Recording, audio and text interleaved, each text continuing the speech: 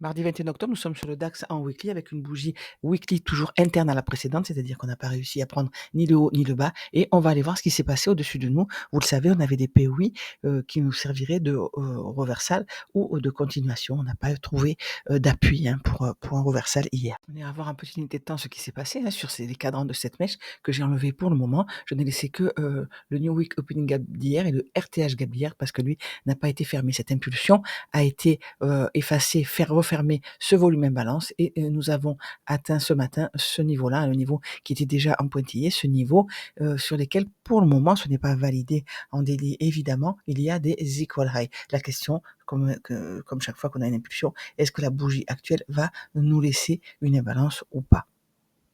H4, après la prise de cette liquidité, on a créé ce breaker. Low, lower low, le plus haut était ici, il était déjà en pointillé hier, dernière bougie haussière avant la baisse, et nous l'avons cassé, nous avons clôturé au-dessus, ce qui en fait maintenant un breaker block. Donc nous avons ici un tout petit volume imbalance, mais il a le mérite d'exister, donc il sera inclus à cette imbalance-là, si on peut la tracer avec le petit volume imbalance. Donc ça c'est du H4, évidemment, on l'affinera quand on sera en plus petite unité de temps. Donc ce qu'on voudrait nous, c'est que ce niveau du point médian de notre imbalance et de notre breaker fonctionne. Pourquoi? Parce que on a cassé ce lot ici et on a clôturé au-dessus.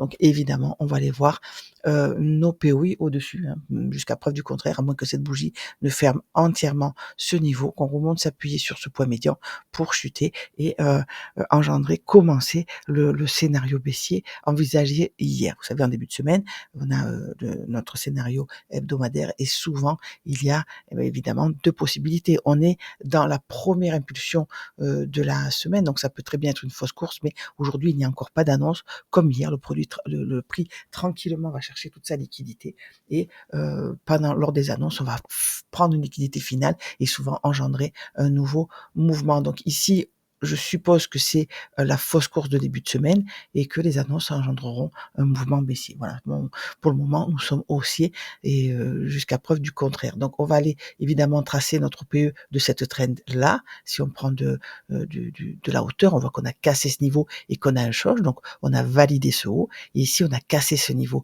on a un choc, on a validé ce low ici. Donc voilà notre Fibo avec notre équilibrium ici. On est passé au-dessus, nous sommes donc en premium et on a été chercher le bas de notre TE entre ce niveau et ce niveau-là sous la forme de cette liquidité qui a d'ailleurs engendré un fort répulsif et on va voir maintenant comment on traite ce niveau-là. On l'a vu précédemment. Cette imbalance ici, c'est la clôture de cette bougie, le point bas de cette bougie et le point haut de celle-ci. Nous sommes donc en H4 et ce niveau est en plein dans l'OTE. Il y a aussi cette liquidité sous la forme de ce plus haut, le plus haut de lundi 13 octobre, qui est aussi dans notre zone d'OTE. Au-dessus de nous, on n'a pas grand-chose, puisque là, quand on a cassé ce bas, ça fait de cette bougie un order block. Et vous voyez qu'on a, on a été avec cette mèche de travailler. Donc vraiment, toute notre liquidité disponible pour un reversal, enfin pour moi, et se situe au niveau de notre OTE. Et ça, c'est très bien. Donc, je voudrais bien qu'on réagisse sur ce niveau et qu'on aille quand même chercher un petit peu plus haut. On a déjà pris le plus haut d'hier, donc ça, c'est un signe aussi haussier, un signe de continuation haussière pour nous.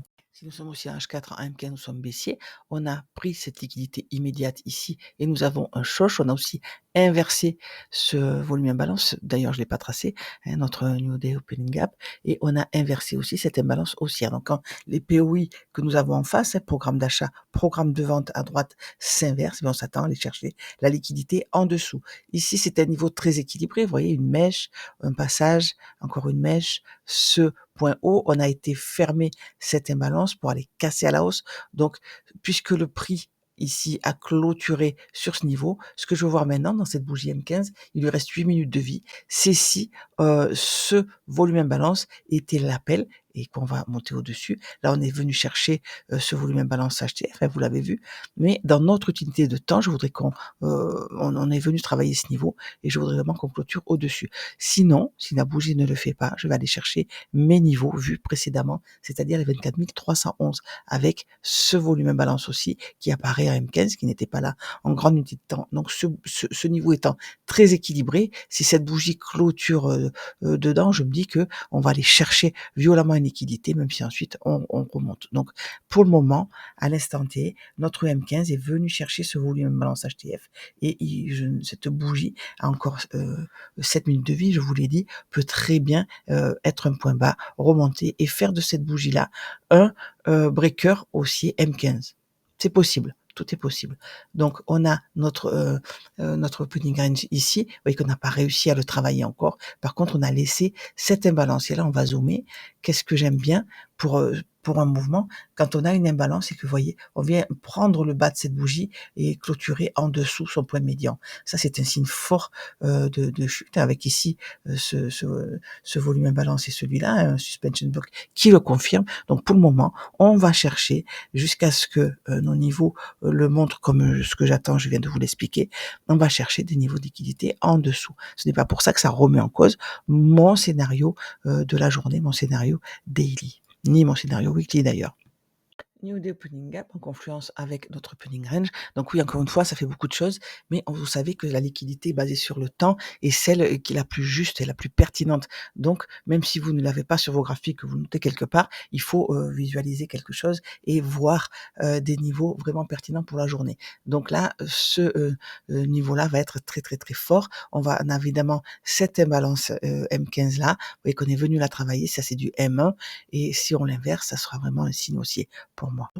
Il est 8h10, on peut tracer le RTH gap entre le plus bas des heures officielles d'hier, le plus haut, pardon, des heures officielles d'hier ici, puisque la bougie a clôturé sur ce niveau, et l'ouverture de la bougie de 8h ici. Donc ça nous donne ce RTH gap avec ses cadrans et son point médian.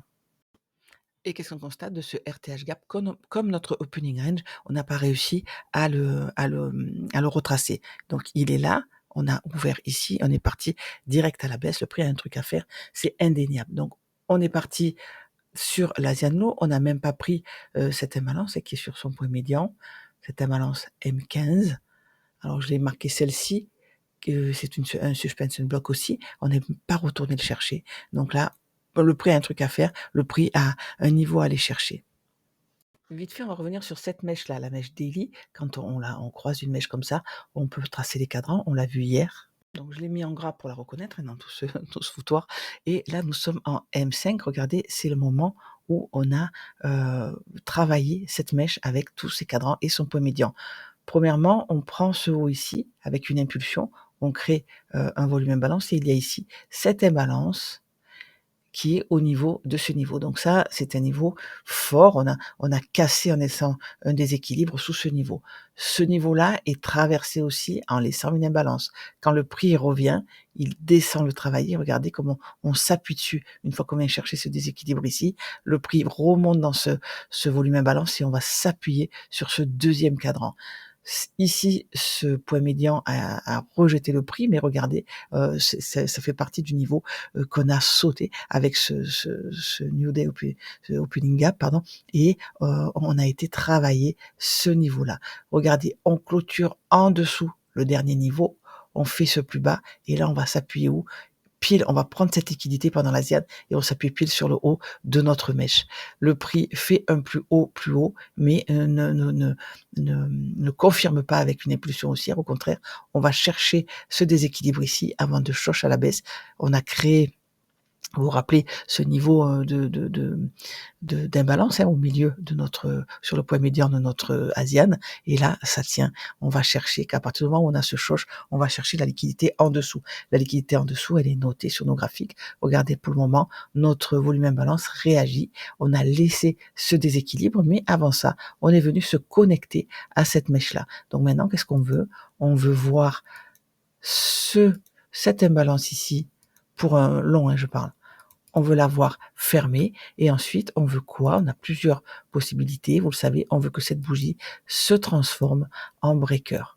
En breaker, pour le moment, c'est un order block. Low, lower low, on a créé un plus haut, on a une impulsion baissière qui nous laisse une imbalance. Cette bougie, pour l'instant, est un order block baissier. On n'a pas de confirmation ni sur l'inversion d'imbalance, ni sur l'order block baissier qui se serait transformé en breaker. Donc ça, j'appuie dessus parce que c'est toutes les confirmations dont on a besoin dans la journée. Alors, première macro, ici, la macro de retracement ici, on est en M15 à gauche, en M à droite. Alors, on a créé ce niveau-là et on l'a cassé à la baisse. Et là, on va rentrer, il est 8h19, dans 1 minute, on va rentrer dans la macro de 8h20, 8h40, celle qui en général offre un retracement. Donc, on va voir ce qui se passe. Et ensuite, pendant la macro de l'open, on aura dessiné un high and low, une trend qui va nous permettre de trouver sans doute un trade pour la première partie de la matinée.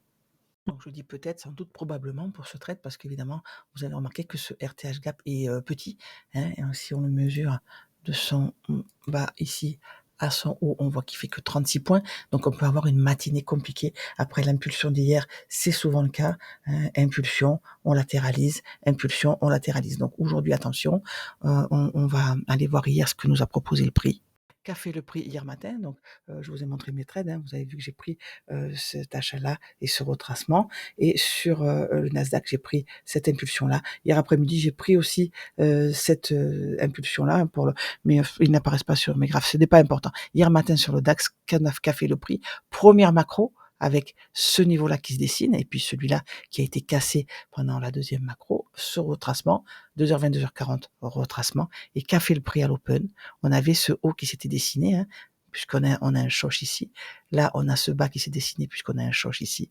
Le prix pendant l'open a été chercher ce niveau-là, sans réussir évidemment à clôturer au-dessus. Impulsion haussière, on a créé ce breaker et cette imbalance. Donc là, vous avez vu que c'était vraiment possible de l'acheter. Jusqu'à quelle heure? Jusqu'à 10h avec ce reversal ici. Donc là, cette chute est venue chercher quoi? Ce niveau-là. Low, lower low, on a cassé ce haut et ensuite le prix part.